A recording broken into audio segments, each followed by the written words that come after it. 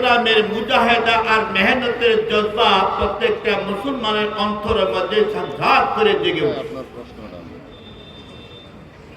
অত্যন্ত আনন্দিত এবং শুকরিয়া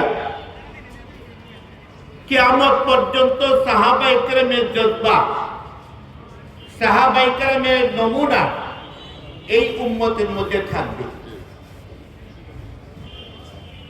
আমাদের সকলের জন্য কর্তব্য, দায়িত্ব, যে কোনো ইসলামী অনুষ্ঠান এবং বই মেলা হয়, আমি যদি ইমানের বিভাষিত হয়ে থাকি, আমার ইমানের চাহিদা অনুযায়ী এই অনুষ্ঠানে একটু সময় দেব।